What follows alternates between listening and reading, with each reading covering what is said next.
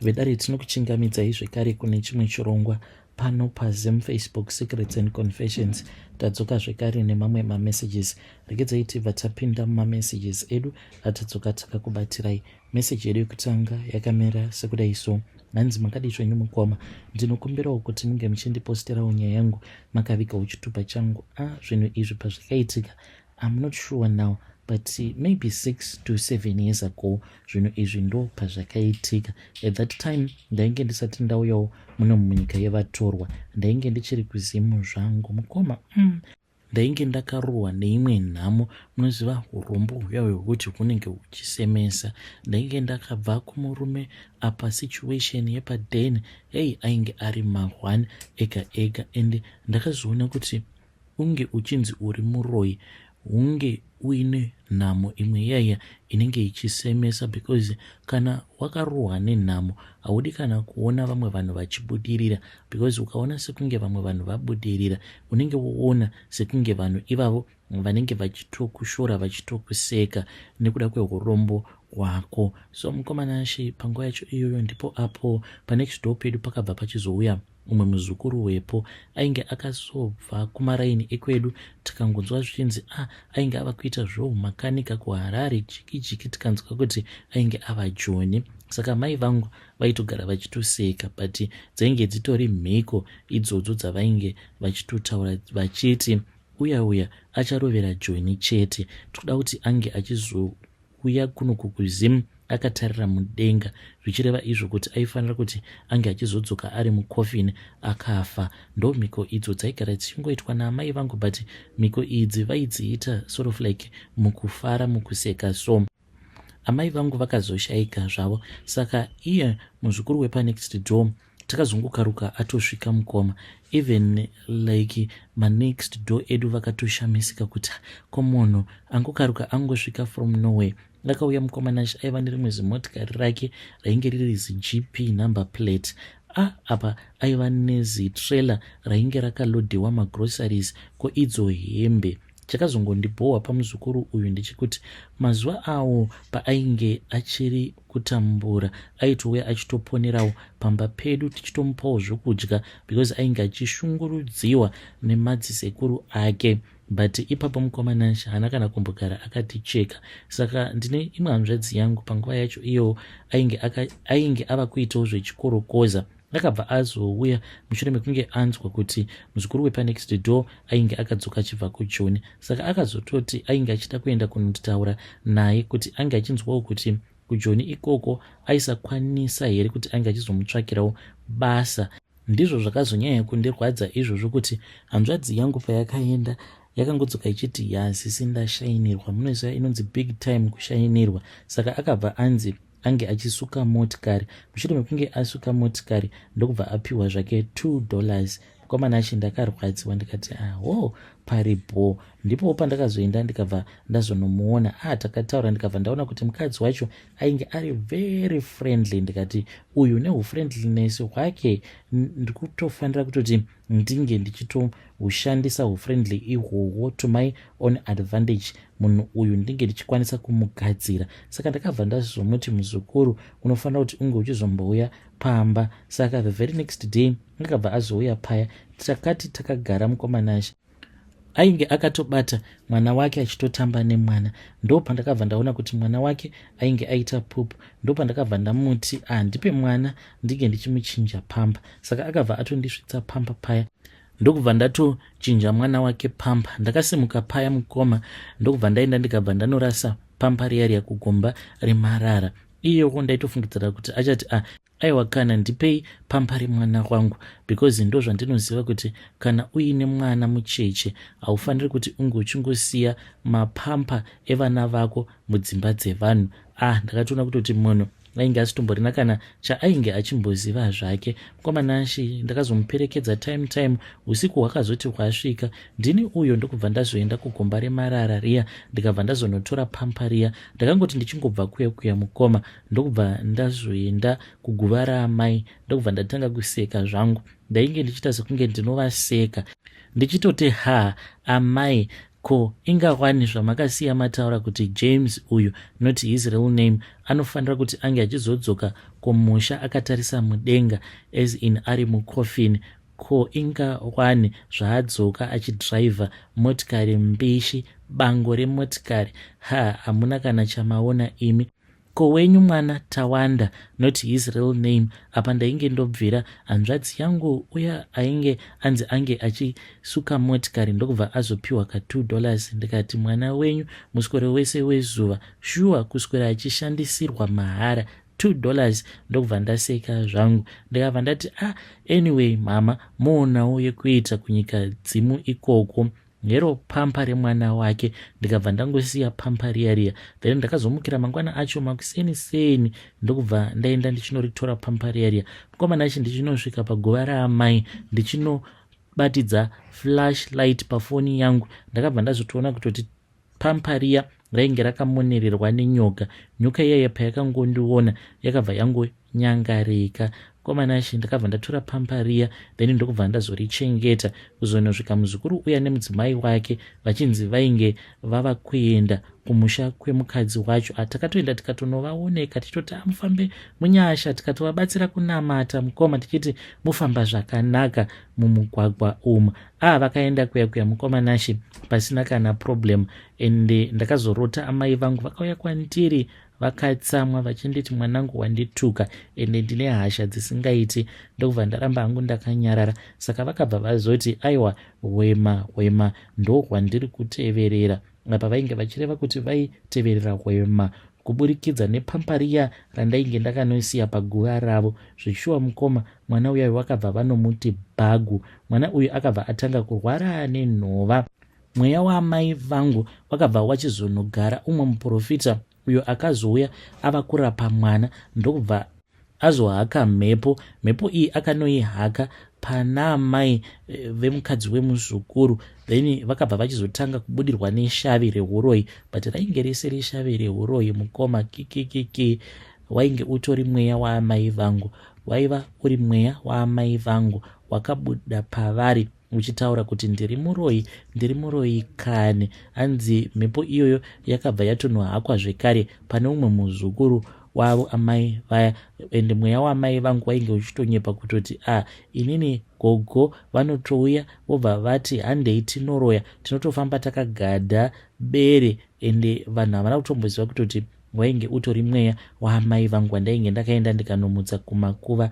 Zvadaro mwana uya mukomana achi akazoshayika. 3 days later vanhu ava vakazoti vodzoka kuJoni mukoma, ndopa vakabva vazoita accident. Motikari yavo yakaparara, but ivo havana kana kumbogara vakakuvara. Saka ndizvowo zvandakaita izvozvo, like ndakangobhoyekana so.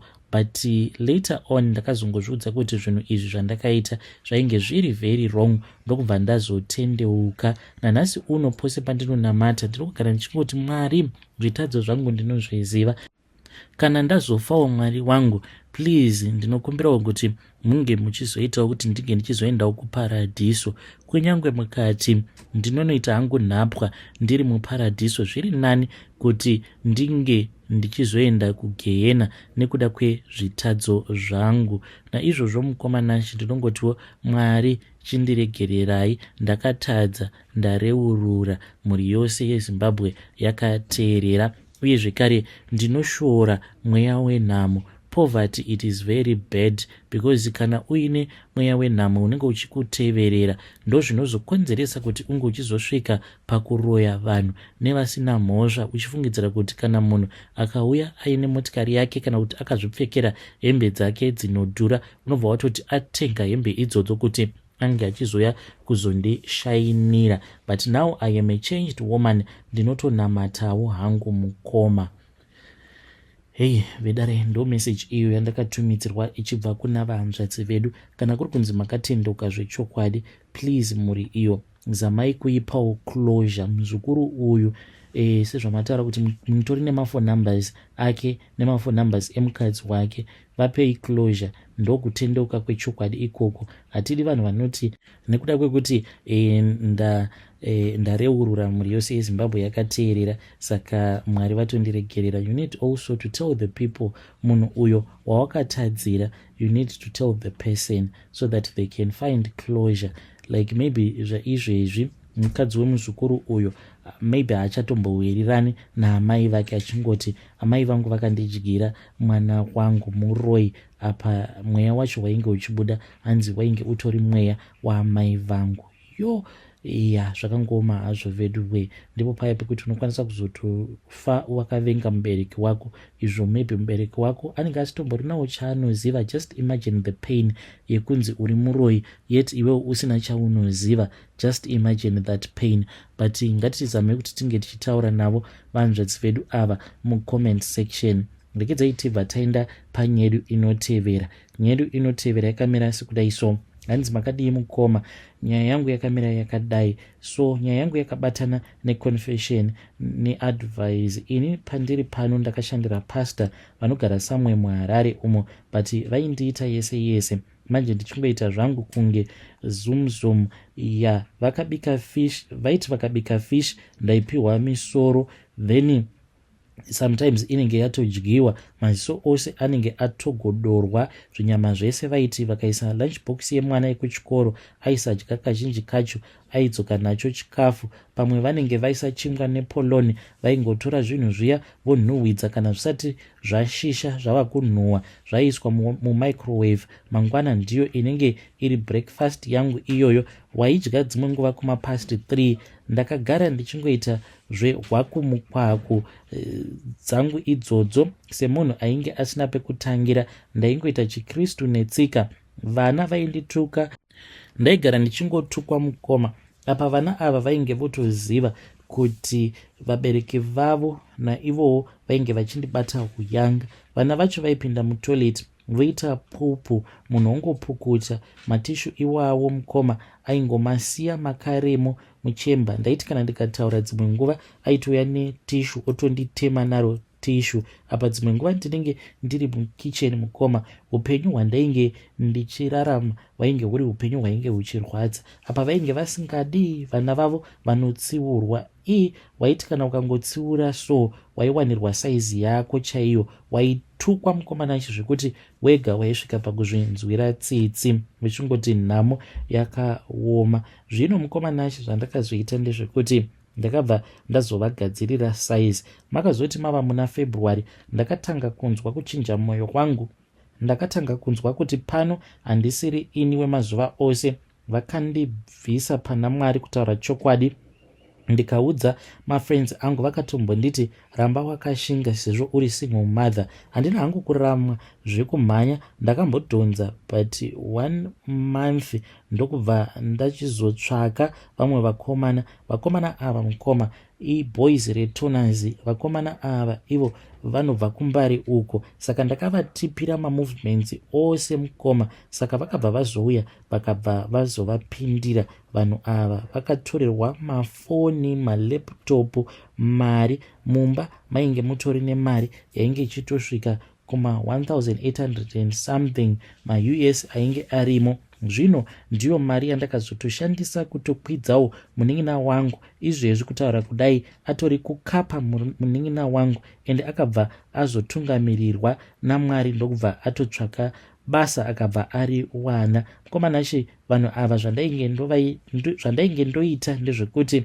ndaiti paya kana vasipo ndaienda mutoilet ndobva ndaita weti. Dzimwe nguva ndaiflasha, saka ndaizotora zvezvo zvigubhu zvatinochengetera mvura zviya zvinenge zvichigara mufridge, then ndaibva ndazozvizadza zvigubhu izvozvo nemvura yemuchemba, then ndobva ndanozvidzorera mufiriji. Angava ari maapple, like mafruits ose anogara mufiriji, ndaienda ndobva ndanomasuka nemvura yemuchemba ndonomadzorera zvekare mufiriji muya. Dzimwe nguva mukoma ndaitoti ndichitobika ndinenge ndichitosvipira mate muchikafu icho chandinenge ndichitobika. Ndainge ndisitomborina kana basa nazvo, but umwe musi hangu ndakazongozviudza kuti zvinhu izvi zvandiri kuita ndo hunonzi hutsinye, ndokubva ndazongosiyana hangu nazvo. But pane pamwe apo pandakatombobatwa nemweya wekuda kuisira mwana kwavo poison.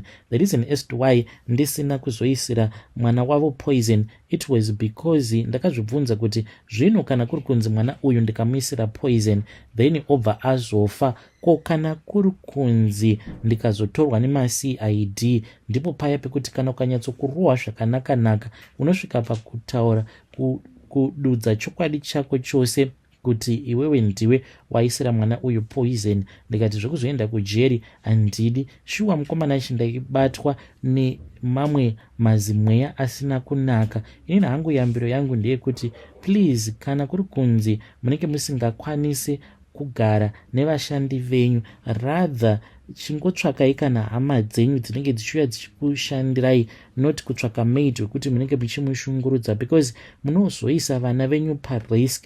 Like vana ava ndini ndairara navo, like mukuru kwacho mukoma ndakatomboda kumuitira utsinye wekuti ndike ndichimuisa pamusoro pangu ndinge ndichizviita bonde naye, not kuti ndainge ndiine mafeelings nemwana iyeye. No, ndainge ndisina. Ndainge ndakatopfurirwa nevamwe madzimai vakanditi unozviziva here kuti kazhinji kacho kana munhu mukuru kaita bonde nemwana mukomana mudiki anokwanisa kuzotambura mbereko paya paanenge azoroora. Saka ndakatomboifunga nyaya iyoyo, ndikati ndodiko ndochitora chimwana ichi choya pamusoro pangu ndongoita bonde nacho, but ndakabva ndati kana kuri kunzi akataura ndipo paya patinokwanisa kuzosungwa ndichinzi irape. So mukomana ichi ndiyo confession yangu. Yambiro yangu ndeyekuti kana uine mushandi wako waunogara naye mubatewo zvakanaka, treat her with respect akomana. Hey, vedare ndo message iyo yandakatumidzirwa ichibva kuna vanzvadzi vedu. Yo, zvinotyisa, especially the last part. Hey, that is very scary. Hanzi vana ava apa ndini ndairara navo. Apa mukomana wacho ndakatomboda kumuitira utsinye wekuti ndinorara naye, kumubata chibharo so that ange achizotambura mbereko by the time yaanenge azoroora. Yo, zvakangoma hazvo vedu we.